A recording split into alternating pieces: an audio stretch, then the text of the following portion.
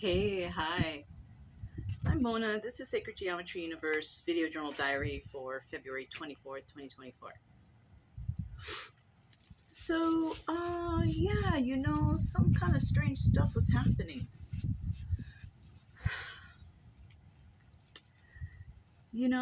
Ever since I stopped,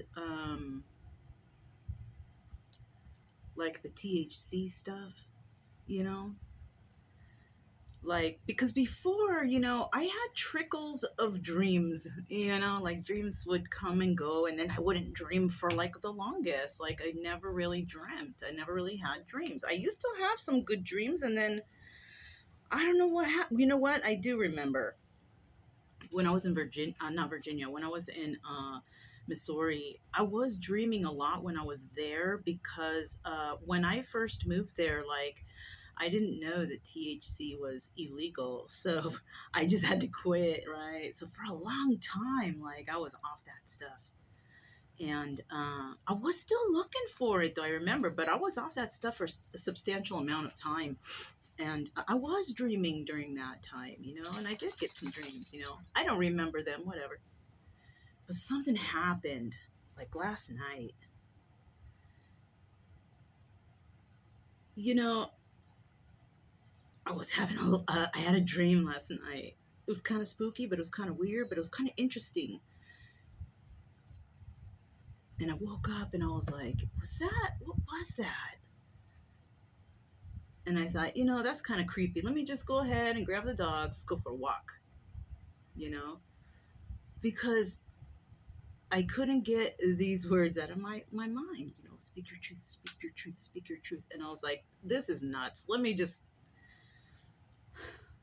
let me just go. So I grabbed the dogs, we go walking, and, and they were being good, So I was thinking a lot about what was going on.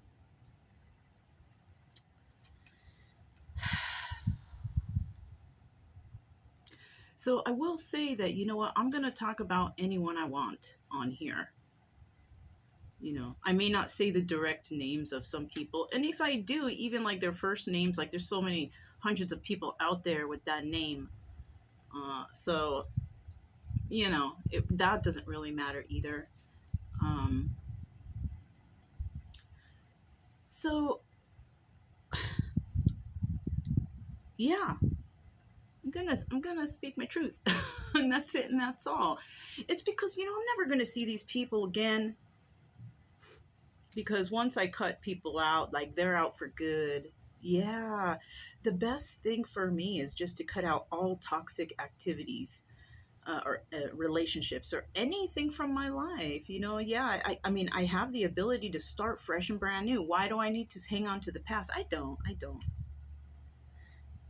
But like I said, I wanted to hang on to the last family trickle I had, and that's toxic too. So I mean, sacrifices have to be made, and that's just it. That's all. The reason why, I can get through all this stuff is because I know about forgiveness. Yeah, yeah. I know about forgiveness. I found healing in God. Yeah, simple. It was so simple. That's all I needed to do was heal and find God, and and trust everything in God, basically, right?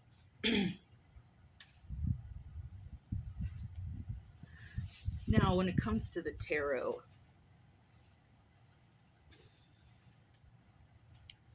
the tarot is easy to do. It's easy. Anyone can do it. All you got to do is put effort, learn, because there's instructions like any other. If you get a board game and you want to know how to do it, you got to learn how to do. You got to read the instructions, right? Tarot is different. You have to memorize, though. You have to memorize. You got to remember. You got to know. But it's just like that, you know. I do know, uh I do know that people fear it because they don't understand it. They don't have that concept, and they don't even want to check. So that's not anybody's problem but their own.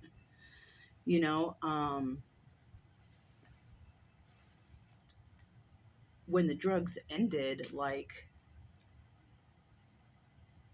I had some like nightmares, or I don't know, are they nightmares, or I don't know what they are.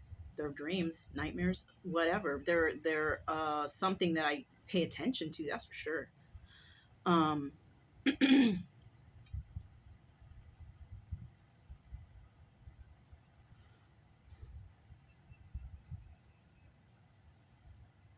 I do remember one thing when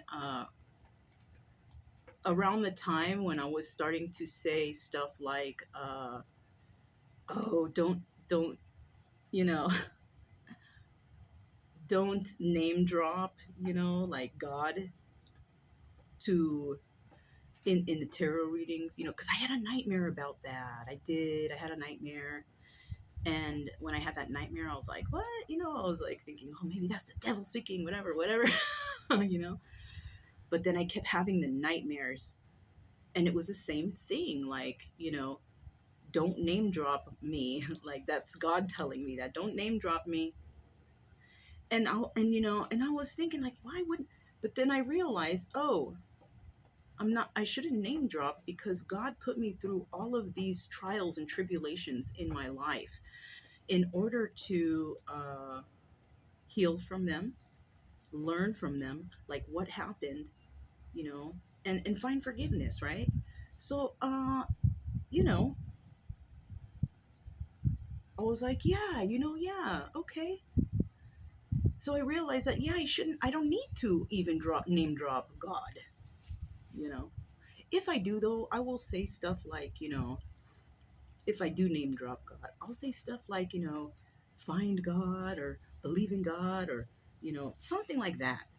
I will not say that this is a message from God. No, this is a message from me because I've been through it and I know how to get over it and I want to share with you or whatever, whatever. Um, and some people out here might think, oh, that's dumb. You're dumb. You don't know enough. Okay, it's okay. Because I do have a lot of people out there that I guess because, they stereotype or the way I look or how I live, like I'm like homeless out here and I'm dumb and I don't know anything and I'm a bum or whatever, right? That's usually like how that's usually how the medical professionals treat you at the VA or any hospitals, I've noticed. Out here, kind of not really too much because everybody's looking bum in it. Who's going to dress fancy for camping? So, yeah. Anyways, so, no name dropping, speak from experience or knowledge, right? And I'm not a dummy. People make me feel that way though half the time, but I'm really not. You know, I have like 20 years of higher education. I didn't finish because I had a bad family that just didn't promote me to being better in my life. They always wanted to keep me down. So I understand that. But yeah, at one time, like I was in school, I didn't know what the heck I wanted to do. After I was like, I do not want to be a nurse because of all the toxicity I saw in that field. I was like, I will drive myself to the grave if I choose that field because I will drive myself crazy being so upset about the care that these people give. I don't want to be a part of that family. No way. So I was just trying to see what I could do. Like, what other stuff could I take? Like I had to figure it out. You know, like I have enough units for a bachelor's degree. I've noticed. Plus, some more units because like I said, I didn't know what I was doing. But I'm not dumb, and I apply all that stuff to today. When I got out of nursing school, I went for speech pathology, try to learn about that stuff because it involved children, and I wanted to help kids, whatever. But then I was like, I don't think I could do this. I don't think I could sit in a room and just look at someone's mouth all day. And you know what? When you're not doing good in those courses, that's not for you. That's not for you. Right? I mean, I did good in some courses, but then I was like, because you kind of give up along the way. You're kind of like, okay, let's study. You're not motivated, right? So after that, like I went to urban development. I like jumped around, right? Um, I've always had like a minor in biology. I really like that stuff. So just kind of kept that stuff going as much as I could. And I don't know which major or minor involved this, but when I was switching over, it required that I take stuff like gerontology, psychology, logic, and like stuff that in classes that involved abuse for elderly and children and all those things. So I know about that stuff too, like really well. Um, Especially gerontology, that stuck really well for some reason. I don't know why. Maybe because one day I know I'm going to get old and I don't want to be taken advantage of in my older years, or I don't know. But there is such thing as financial abuse with our older people, our parents, our grandparents. There is a chance that they can be victims of financial abuse. Yeah, yeah, sucks. um so anyways, like I made amends with my mom. Like I had time to spend with her at my sister's with her urn right there. I opened it up and I looked inside, kind of poke around a little bit in there.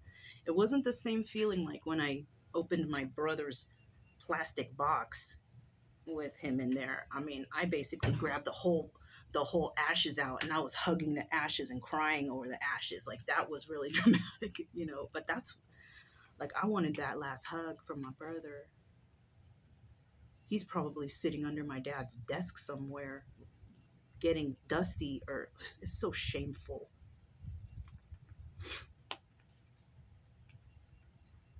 But with my mom, you know, I was like, hey, mom, I was like, you're in a better place. And, I forgive you. I have forgiven you. I made amends before she died, like it was cool. And my mom didn't die a poor person. I would like to let everyone know that. For anyone out there who thinks that my mother was a pauper when she died, she wasn't. And that's a shameful thing to say, anybody to say. That is a shameful thing to say. Okay? Whoever says that. Because she didn't die that way. She had income, even in her old age or whatever. She had money coming in. She could take care of herself and pay her bills and do all that. Anyways,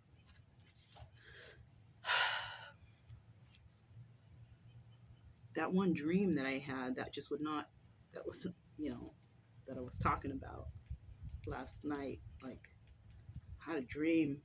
It was my mom. My mom was all about my dream last night, just like showing me visions and talking, and just like I don't even know exactly what was said, but I could see and I could feel it, the pain there, and I was like, oh, um, like I didn't know what that was. And so yeah, I got up, I went walking, and there's worse things in life than death, right? You can be suffering really bad in your life and terrible things happening, and you're still alive and you just want to die. And you know what? God's keeping you alive to make you go through things. You know, if God knows or feels that you have suffered enough and you're already sick and you can pass, like my mom, she died in her sleep. That's a nice way to die. She died very young, very young. But, it happened. Her health declined, and this and that, whatever. She died peacefully. Um, so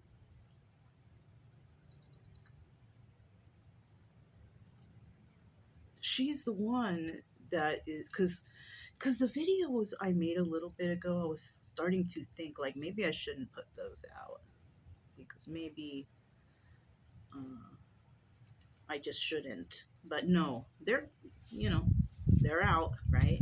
They're out. And it's because my mom wants me to put them out.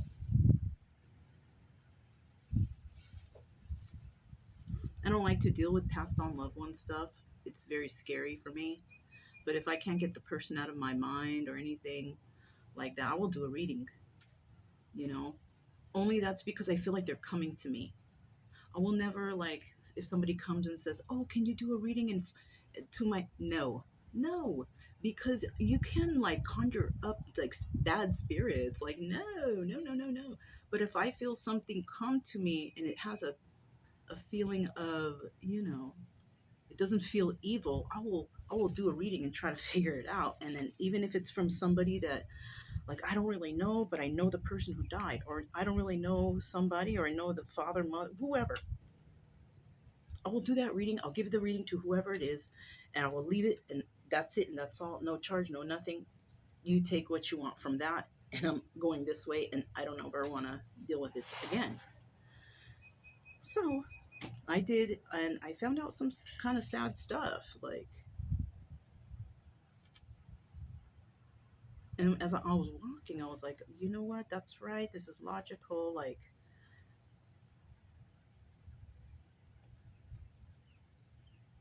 I just don't understand how somebody could buy a house and afford two cars and all this stuff when they're financially struggling. How did you do that? How can somebody do that? Why? What stupid decision have you made to buy a property if you can't even afford it? So that's one thing that came to mind. I was like, oh, shoot. So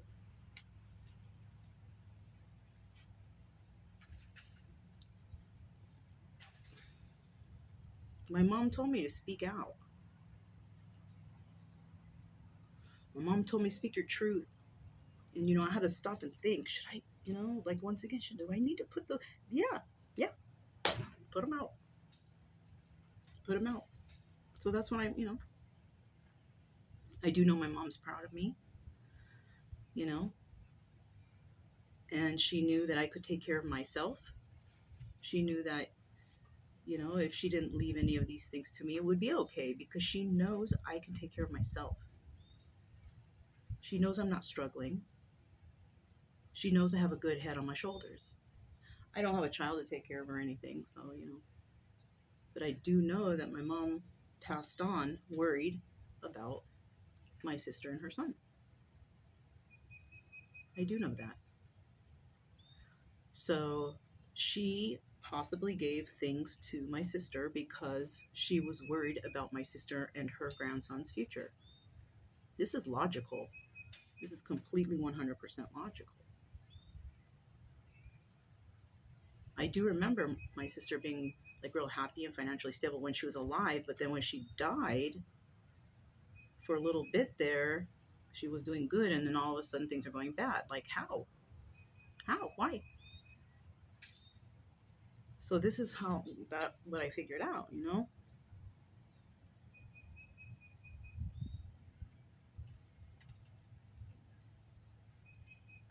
She shouldn't have been treated any certain way by anyone.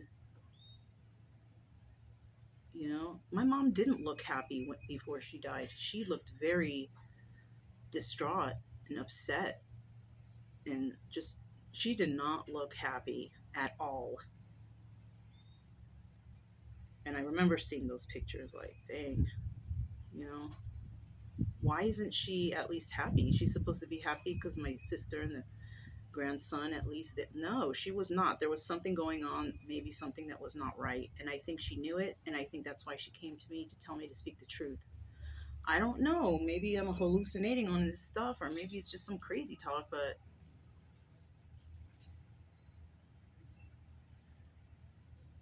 there's something not right here with my mother's death.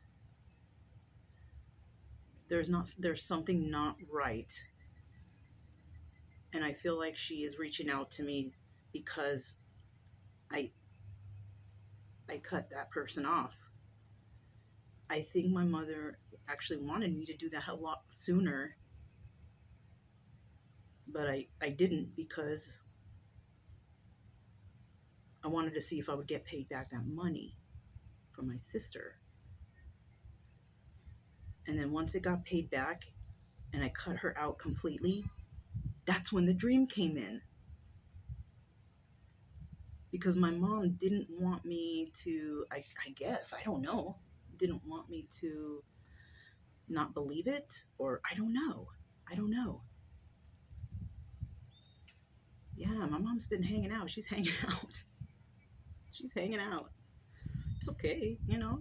I don't mind that. I don't mind if I feel like the love or warmth of passed on loved ones. I don't. Yeah, I'm cool with it. I like that. I'm just a little disappointed. That's all. You know, disappointed in what I realized. So, oh, the video is getting too long. So I'm gonna make another chit chat and talk about things. Maybe I don't know. I don't know.